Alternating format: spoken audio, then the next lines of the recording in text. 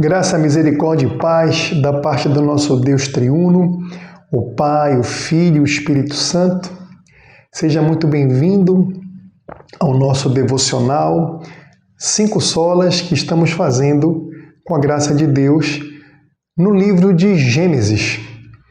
E nós já perpassamos por todo o capítulo 1 e estamos agora no capítulo 2 do livro de Gênesis. E com a graça de Deus, com as bênçãos do Senhor, nós iremos dar continuidade. Então, eu peço que você abra sua Bíblia. Você já sabe, eu me chamo Eduardo Freitas e eu estou sempre no ombro de gigantes. Que gigantes são esses? São os gigantes da palavra do Senhor, homens de Deus. São os gigantes da Reforma Protestante, são os gigantes do puritanismo inglês, são os gigantes do neocalvinismo holandês, homens cheios do Espírito Santo, homens que se debruçaram na palavra do Senhor para que nós tivéssemos esse alimento diário de boas palavras. Então são em cima do ombro desses gigantes que eu procuro subir para poder enxergar melhor o mundo que nos cerca, e você deveria fazer também o mesmo. Então, abra a sua Bíblia, por favor, no livro de Gênesis, no capítulo 2. Deixa eu abrir aqui a minha Bíblia. Já está aberta, na verdade, né? Vamos ver aqui o capítulo 2. Vamos ler o versículo 22 e 23, 24. Exatamente isso. Vamos ver a perícope que está do versículos 22 ao versículo 25. Essa é a última perícope do capítulo 2 do livro de Gênesis. Então acompanhe comigo a leitura, por favor. Você já sabe, nós utilizamos a versão ARA, Almeida Revista Atualizada. Então, Gênesis capítulo 2, versículos 22 ao versículo 25. Assim diz a santa palavra de Deus. E a costela que o Senhor Deus tomara ao homem, transformou-a numa mulher e lhe a trouxe. E disse o homem: esta, afinal, é osso dos meus ossos e carne da minha carne. Chamar-se-á varoa, porquanto do varão foi tomada. Por isso deixa o homem pai e mãe e se une à sua mulher, tornando-se os dois uma só carne. Ora, um e outro, o homem e sua mulher estavam nus e não se envergonhavam. Palavra do Senhor. Vamos orar? Senhor Deus, Paizinho amado, santo, santo, santo é o teu nome, que venha a nós o teu reino, que seja feita a tua santíssima vontade na terra como no céu. Muito obrigado, Paizinho, por podermos abrir a tua palavra e nesse devocional nos dedicarmos a ela e retirarmos dela o nosso alimento diário, pois a tua palavra é lâmpada para os nossos pés e luz para os nossos caminhos.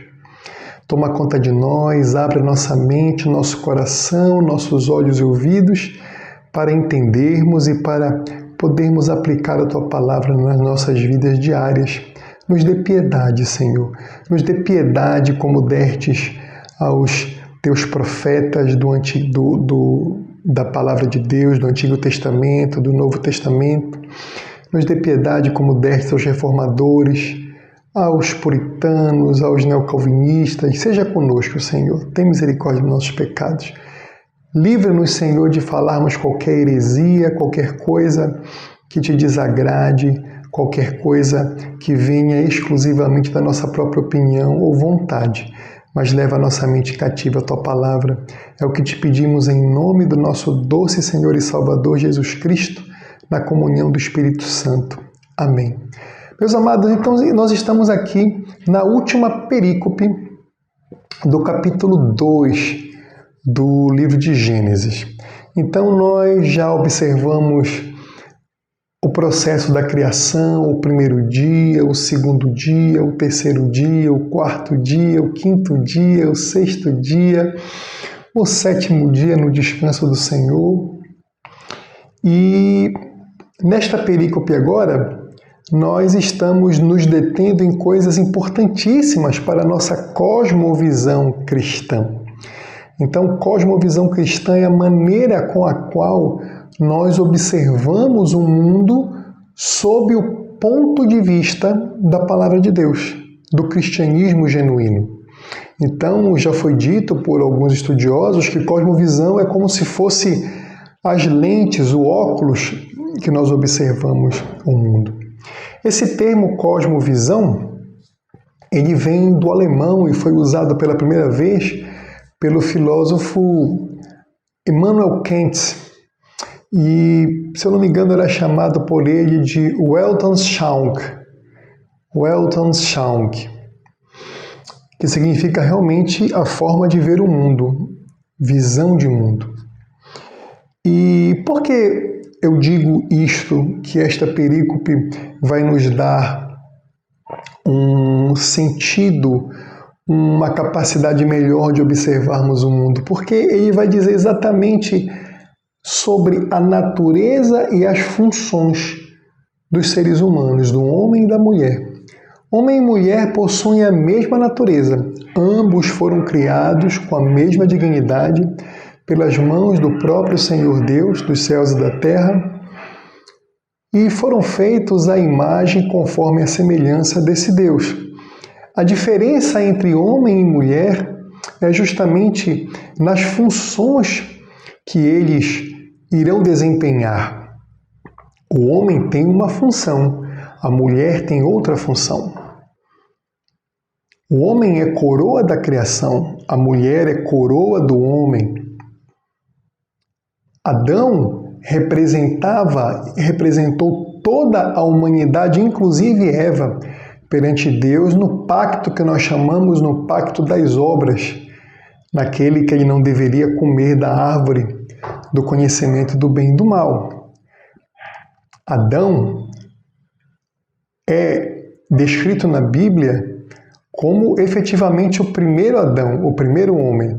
E Cristo é o segundo Adão, o segundo homem, porque neles dois estavam os encargos do cumprimento do pacto das obras. Adão não vai conseguir cumprir, como nós iremos ver nas próximas perícopes. Cristo irá cumprir perfeitamente. Por isso que o pecado entrou no mundo pela desobediência do primeiro homem, do primeiro Adão, que foi Adão. E por isso que a salvação vem também por meio de um homem, Cristo Jesus, Deus. Então, nessa perícope agora nós observamos que da costela que o Senhor Deus havia retirado de Adão e depois fechado o local, ele formou uma mulher.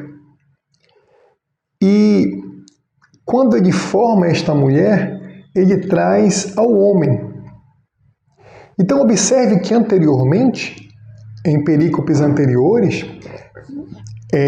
Adão é levado por Deus a um local onde ele observa os seres viventes e começa a dar nome a esses seres viventes. Ele olha para um leão e diz é um leão, ele olha para uma girafa e fala é uma girafa, ele olha para um cachorro e diz é um cachorro, ele dá nome, mostrando a sua autoridade por sobre a criação, autoridade esta que quem lhe outorga é o próprio Senhor Deus.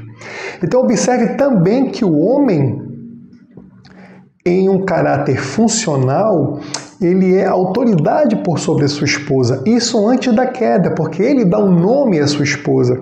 É o que nós podemos observar aqui no versículo 23, que depois de ele ter dado o nome a todos os seres que haviam na criação, lá no Jardim do Éden, o Senhor Deus fez cair um pesado sono, retirou-lhe uma costela, tampou o local, desta costela formou a mulher e trouxe Adão. E olha o que Adão diz no versículo 23. E disse o homem, esta afinal é osso dos meus ossos e carne da minha carne. Chamar-se-á varoa, porquanto do varão foi tomada. Então nós temos aqui pelo menos duas coisas interessantes. Primeiro, Adão já demonstra autoridade por sua esposa. por sobre sua esposa. Autoridade esta piedosa. Autoridade esta boa. Não tem nada a ver com machismo, não tem nada a ver aqui com sexismo, tem a ver com ordem funcional da criação. Adão estava ali como o representante federativo, como cabeça da sua esposa, como cabeça federal de toda a humanidade. Então, a primeira coisa, antes da queda, a mulher já foi criada como auxiliadora. Isso a gente viu em perícopes anteriores. A função dela era auxiliar o seu marido. Não que ela fosse menor por isso, não que ela tivesse menos dignidade ou fosse menos importante. Nós já vimos que a natureza da mulher é a mesma da do homem. A mulher foi criada à imagem e semelhança de Deus, possuindo a mesma dignidade que o homem, só que a função dela é auxiliar o homem, o seu marido. Essa é a função principal da mulher, auxiliar o seu marido. E, em segundo lugar, nós observamos isso reforçado quando o próprio Adão dá um nome, ele nomeia a sua mulher. Ele chama ela de varoa. Assim como ele deu nome, mostrando a sua hierarquia funcional, criacional, por sobre os seres viventes, da mesma forma ele demonstra aqui a sua hierarquia funcional por sobre a sua esposa. Ele dá nome a ela, é varoa, porque do varão foi tomado. Ela tem a minha natureza, ela foi tomada de mim. Ela não é como os outros seres vivos, ela tem a mesma dignidade que eu, ela possui os mesmos elementos que eu, é alma vivente. Ela tem o Espírito de Deus nela e ela é imagem e semelhança de Deus. E ela foi tomada de mim, ela é carne da minha carne e osso dos meus ossos. Que coisa linda, né? Isso mostra para nós a dignidade da mulher, os direitos da mulher, de modo que a palavra de Deus ela defende e protege as mulheres desde os primeiros capítulos da sua escrita, desde o livro de Gênesis, desde o capítulo 1. A palavra de Deus, ele já dá essa dignidade à mulher, reforçada agora nesta perícope. Vamos prosseguir. No versículo 24, que diz assim: Por isso deixa o homem pai e mãe e se une à sua mulher, tornando-se os dois uma só carne. Então observe outra coisa maravilhosa, um grande mistério. A unidade intrínseca entre o marido e a sua esposa. Os dois se tornam uma só carne. Mais para frente, no Novo Testamento, que traz luz ao Antigo Testamento, nós podemos observar que como é que pode um homem tratar mal a sua esposa, sendo ela a sua carne? Como é que pode um homem maltratar-se a si próprio? Porque a sua esposa é como se fosse ele próprio. Então, mais uma vez, nós temos aqui o carinho, a dignidade que as mulheres recebem do Senhor Deus em sua palavra. E dá efetivamente também a obrigatoriedade do sacrifício por parte do homem e não da mulher. É o homem que deixa o pai e a mãe e se une à sua mulher. É o homem que sai do conforto, da proteção do papai e da mamãe e vai se unir à sua mulher e os dois serão uma só carne. Observe que a Bíblia não está dizendo que é a mulher que tem que deixar o pai e a mãe. Porque deixar o pai e a mãe é doloroso. Quem já casou sabe que sair da casa de um pai, de uma mãe, principalmente de um pai e de uma mãe cristãos, é doloroso para um rapaz, para um menino. Mas essa incumbência se dá para o homem, não para a mulher. A Bíblia não diz que a mulher deve abandonar o seu pai e a sua mãe. Muito pelo contrário, diz que o homem deve sacrificialmente abandonar seu pai e a sua mãe e unir-se à sua esposa. Semelhantemente até o Senhor Jesus Cristo. Repare, o Senhor Jesus Cristo, de uma maneira, ele sai da sua glória, ele sai daquela comunhão visceral que ele tinha com o Pai quando está na cruz do Calvário. E ele diz: Eli, Eli, lama sabachthani, meu Deus, por que me abandonaste? Naquele momento, ele sacrificialmente, ele sofre uma separação do Pai por conta de ter sido feito maldição em nosso lugar. Deixará o seu pai e sua mãe, se unirá à sua esposa e serão uma só carne. O Senhor Jesus fez isso sacrificialmente para nos salvar, como sua esposa, como o povo de Deus. Da mesma forma, o homem, o marido, deixa seu pai e sua mãe, sacrificialmente vai se unir à sua esposa para cuidar dela, para salvá-la, em um certo sentido, para providenciar proteção material, proteção psicológica, proteção emocional à sua esposa. Que coisa linda isso, meus irmãos. E o último versículo desta perícope: ora, um e outro, o homem e sua mulher, estavam nus e não se envergonhavam. Mostra aqui que em si a nudez não era um pecado, porque eles não haviam caído ainda e os dois estavam nus, não se envergonhavam. E se tudo na criação foi bom, a nudez também entre o homem e sua mulher, os dois juntos, é boa. Essa nudez passa a ser ruim depois do pecado, depois da queda. Hoje, por exemplo, a nudez só é permitida entre um casal legitimamente casado, marido e mulher. Fora disso, é pecado. Perfeito? Então, o que é que nós podemos tirar de aplicação? Primeiramente, com isso que nós acabamos de ler.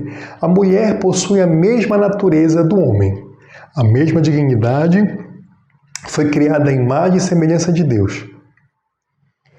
A mulher, ela tem uma diferença funcional, ela é auxiliadora, ela auxilia o seu marido naquilo que ele faz, no seu chamado. Ela tem um chamado dela que é auxiliar o seu marido, cuidar da sua casa. Se quiser ter uma profissão que não atrapalhe o seu principal chamado, pode também. Pode ser médica, juíza, advogada, engenheira, o que for. Mas que isso não atrapalhe a sua primeira função de auxiliadora do seu marido. Em terceiro lugar, o chamado sacrificial do homem, por ser o cabeça da mulher, a coroa da criação, de ele ter atitudes sacrificiais para com sua esposa. Note que ele que abandona o pai e a mãe se une à sua esposa.